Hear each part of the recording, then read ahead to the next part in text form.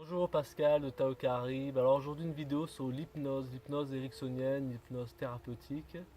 Alors moi j'utilise dans le cadre, pourquoi j'utilise? Dans le cadre des addictions particulièrement, c'est-à-dire pour l'arrêt du tabac, pour se libérer de la compulsion alimentaire, pour la perte de poids donc, pour les phobies, pour les traumatismes, ou encore pour générer des nouveaux comportements, des nouvelles attitudes, pour des nouveaux apprentissages.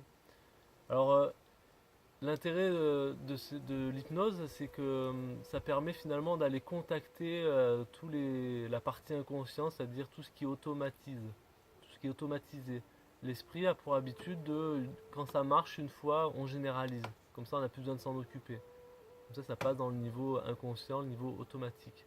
Là, on connaît tous quand on roule, des fois, il y a des parties de route où on sait plus, on se rappelle, on n'était pas vraiment présent dans la conduite, et pourtant ça a marché. On a pu conduire d'une manière automatique, on était ailleurs. Pendant ce temps-là, l'inconscient a géré tout ce qu'il fallait, accélérateur, frein, regarder les voitures, tout ça. Donc il y a vraiment une partie de nous, on fait régulièrement dans la journée des cycles, on va dans notre... On est inconscient quand on dit qu'on est dans la lune ou qu'on est ailleurs, etc., qu'on n'est pas là.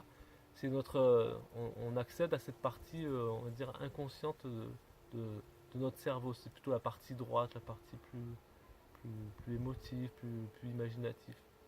Donc en fait, qu'est-ce qui se passe? C'est-à-dire que dans notre inconscient, c'est comme s'il y avait un bébé. Un bébé, lui, pour avoir un bonbon, admettons, il pleure, il crie. Si ça a marché une fois, deux fois, pour lui, il généralise. C'est-à-dire, pour accéder à quelque chose, il faut que je pleure, je crie, comme ça j'accéderai à quelque chose.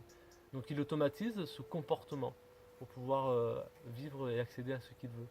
Après, si on arrive à 30, 40 ans et qu'on pleure et qu'on crie pour avoir quelque chose, ça passe moins bien. C'est-à-dire qu'il y a des mises à jour à faire. Voilà. L'inconscient va permettre de faire des mises à jour. Et alors comment ça va se passer? L'idée c'est souvent on va exposer la problématique, que ce soit une addiction, une phobie, un traumatisme. Et ensuite ce que je vais vous demander finalement c'est soit d'être allongé, souvent la plupart du temps j'allonge les personnes sur une table ou assis tranquillement dans le canapé ou un fauteuil agréable. Et tout en fermant les yeux ou pas, on permet à la personne de se relâcher, de se détendre, d'être en contact avec elle et avec des choses qui justement sont de l'ordre inconscient, c'est-à-dire la respiration, les rythmes cardiaques, peut-être les sons aussi qui nous entourent. On demande finalement à la personne d'être de plus en plus présente et finalement avec une voix qui va être permissif, c'est-à-dire que on va donner la permission à l'esprit de pouvoir faire ça ou non, de pouvoir expérimenter une, une situation d'une manière et d'une autre. Voilà, on va ouvrir toutes les possibilités à l'esprit. En fait, c'est ça. On permet à l'esprit de retrouver toutes ses ressources. Parce que imaginez-vous, pour pouvoir être là où vous en êtes, c'est-à-dire être arrivé dans un monde où vous comprenez rien à ce que les gens disent, vous entendez que des sons, vous ne pouvez pas marcher, vous ne pouvez rien faire de votre corps, vous ne comprenez rien. Imaginez tout ce que vous avez dû mettre en place pour finalement accéder à l'autonomie, que ce soit corporelle, communication, relationnelle, etc.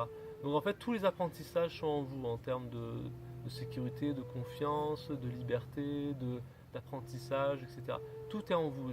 Et l'idée, c'est que d'aller recontacter ces possibilités-là de l'esprit. L'hypnose ericksonienne est excellente dans ce cadre-là, d'aller vraiment recontacter les ressources et pouvoir les remettre à disposition dans les domaines qui nous intéressent. Que des fois, on est très bon dans un domaine et dans d'autres, on ne l'est pas. L'idée, c'est d'aller un peu calquer les compétences, les attitudes dans un domaine et d'aller les transposer dans d'autres domaines et ainsi de faciliter les processus d'apprentissage et de libération d'addiction ou de traumatisme ou de phobie, etc. Donc je vous invite à aller consulter pour prise de contact le site taocarré.com et je vous dis à bientôt.